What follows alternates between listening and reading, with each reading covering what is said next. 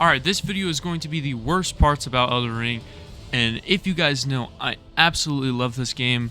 It is my favorite Soulsborne game and personally my favorite game of all time, but I'm going to challenge myself into saying what I dislike about this game. But yeah, anyway. Okay, so the one issue, and I honestly, this is probably one of the bigger issues of this game, is that you can get over leveled super easily and then the game just becomes very easy. And the reason why is because it is an open world game. Now, while that is a huge factor into why I love this game, that can also be and is a factor into why some people may not like this game or why I think it can be an issue, is just because there is so much to do. And you can just run from place to place to place to place to place, get over leveled before you even fight the first boss, like the first main story boss, which is Margit. And now, of course, you could just beeline the story and just run through it and whatever, however you want to do it. But, you know, you want to explore. Now, for me, for example, anytime I replay through this game and I start a new playthrough, I always am, by the time I go fight Margit, I am level 50 or higher.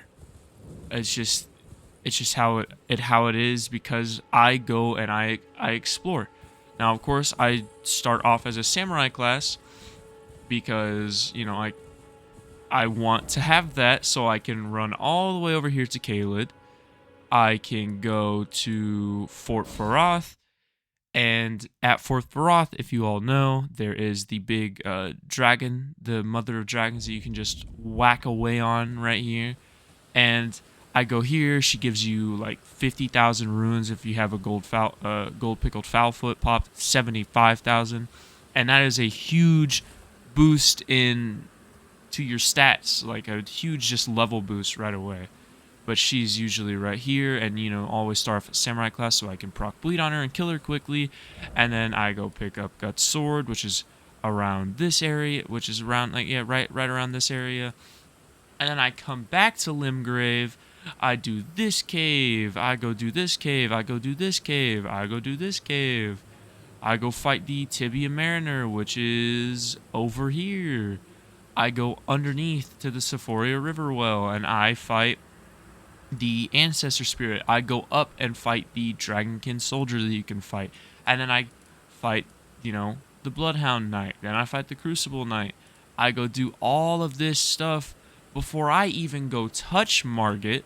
And by the time I get to Margit, I'm like level 50. My weapon's like +9 already. And I'm just overleveled because I went and did so much and I just rolled through Margit. And that is, you know, the one issue that I will say that is with this game is that you can just get super over-leveled. And I know people say, oh, they could have done level scaling, but I don't think that's a good idea because rune level 1 runs would just be super easy, because if it was level scaling, then you do level 1 the entire game, everything's scaled to, you know, be fair at level 1. And then it would just make the game ridiculously easy, you know? So I don't think that's a good idea, but I will admit that is just the one big issue with this game is that you can just get over leveled super easily. The next big glaring issue with this game for me is the mini bosses. And right now, for example, as you're going to see, this is a Erd Tree avatar. This thing you can fight I don't know how many times. It is everywhere in this game, and I honestly don't know. I think there's probably over 20, maybe, I don't know.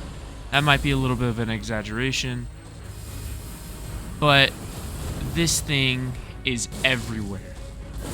It is everywhere. You will find it in every place you could possibly think of. Now, I don't like that, and I mean there's many other bosses besides this one that are, you know, that are repeat bosses. For example, another one is the tree spirits. The tree spirits, it's the same thing with Erdtree avatars. You find those everywhere, and in fact, they become regular enemies at certain points. And also, most of the caves that you can go to, it's like, oh, cool, I never knew this cave was here.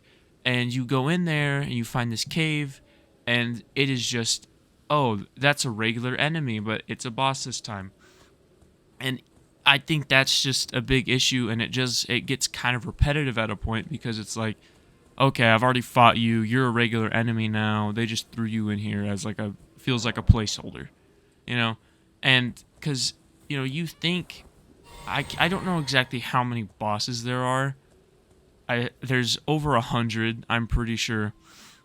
But you hear that, and it's, wow, that's a lot.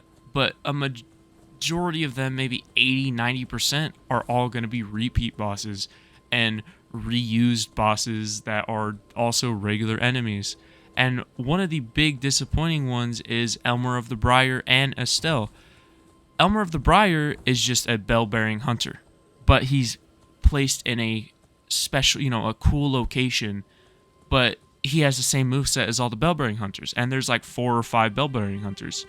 Also, Estelle, he is a cool exclusive questline boss, but if you go all the way up to the concentrated snowfields in one of the caves over here, which I think it's this one right here, this cave, it is Estelle, I think, of natural born of darkness. It's like, man, that's a cool trophy boss that you guys just reused for it. And I think that's kind of disappointing.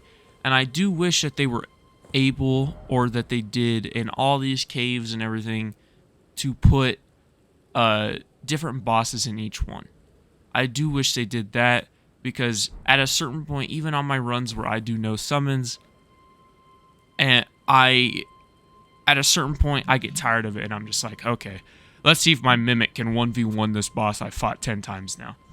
I wish that there were more unique bosses, and I will say that is another disappointing thing. Okay, the third probably bad thing about Elden Ring is the Great Runes. Now, while most of the Great Runes are pretty cool, or, well, I wouldn't say most, but maybe a couple are cool, but most of them, they're kind of lame.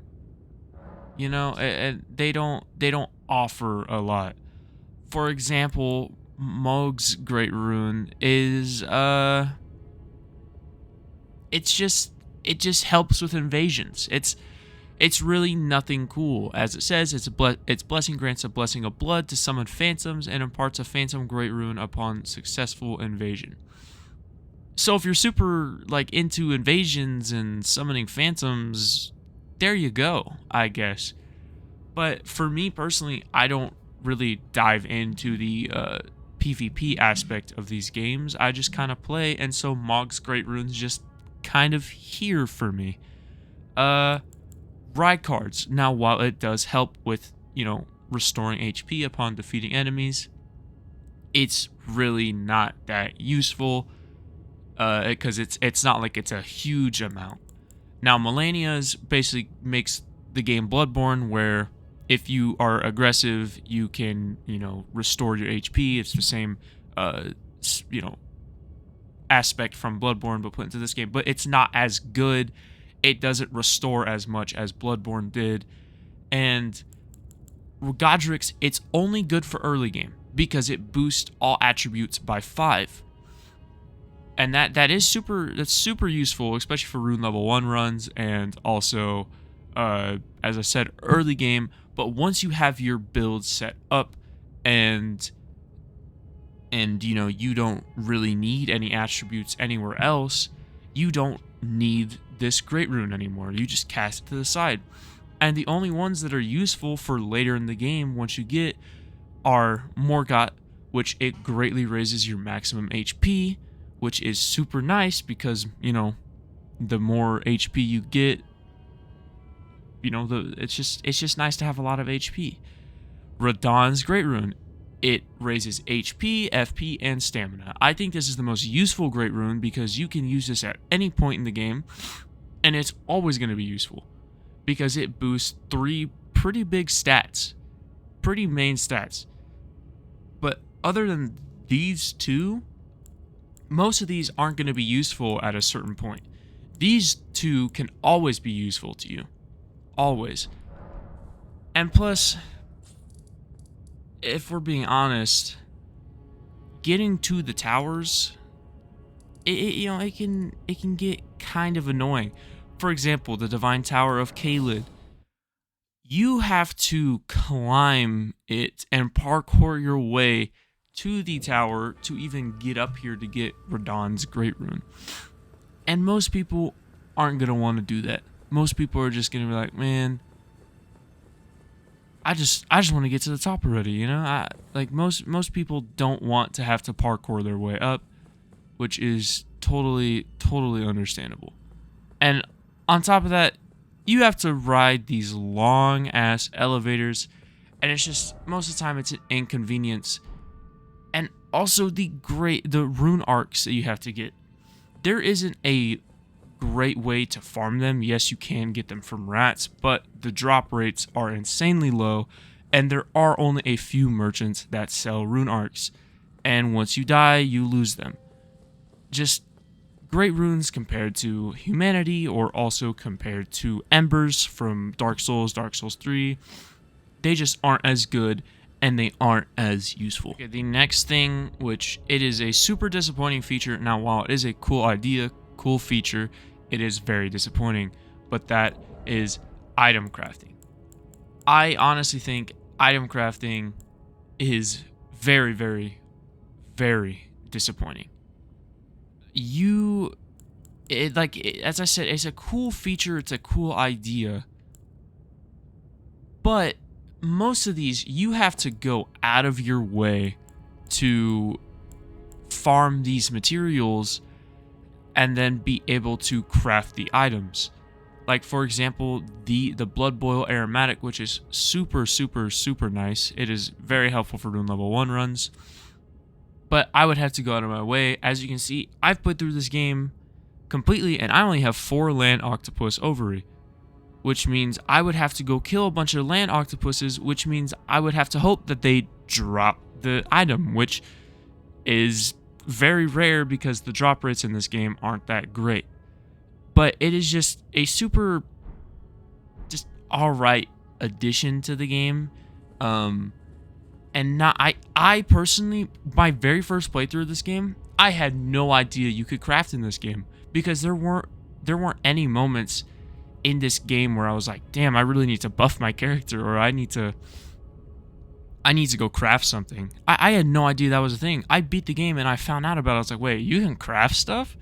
I had no idea, because it's just an alright feature, and it's really, you really don't have to use it. Like, as I said, you can just completely ignore it throughout your entire playthrough, and you'll be perfectly fine.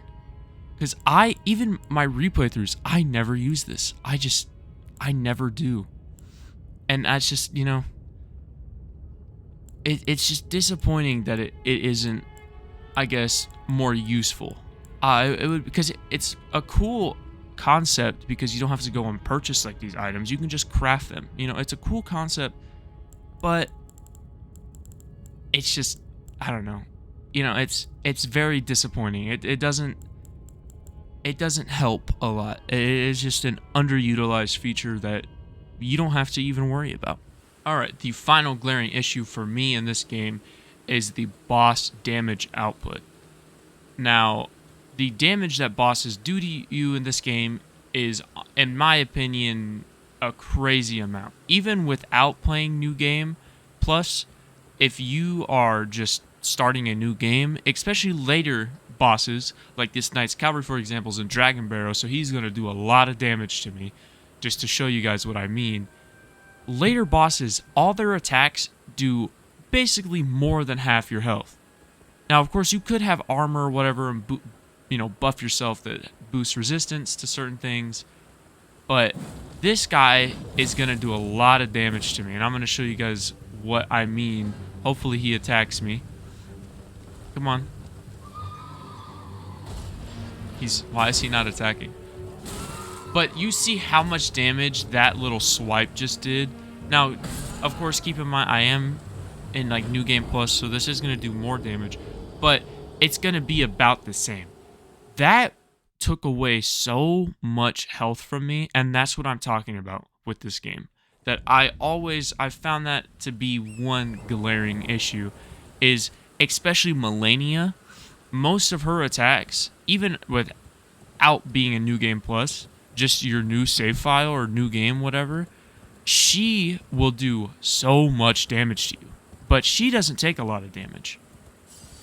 And I find that super annoying, and that's just an off balance. It's like, okay, if you're gonna do a lot of damage, then you shouldn't have as much health, and that's why I think Dark Souls 3 really shines with their bosses, because bosses, while you still take a good amount of damage, they are not as, they don't do as much damage to you, and also they are more tankier, so the fights last longer and the fights are more fun. But in this game, most bosses, while they don't have a lot of health, they do so much damage. Another big example, which I hate this boss, if you watch my tier list, I put him in F, but it's Commander Niall and Commander O'Neill. They both summon, and on top of that, I think it's Commander Niall, which is all the way up here at, where's the castle? Castle Soul. He has an attack that one-shots you, and that's even without being in New Game Plus. It is the one where he jumps up in the air and smacks his prosthesis into the ground. It does so much damage, and he does so much damage, but he doesn't take a lot of damage. And that's why I also really hate that boss, and I think that's not fun. But boom, like, look at that. That is a ridiculous amount of damage for a boss to be doing. I think that it should be not nearly as much damage, and that's just my one always big glaring issue with this game, is the damage that bosses do to you.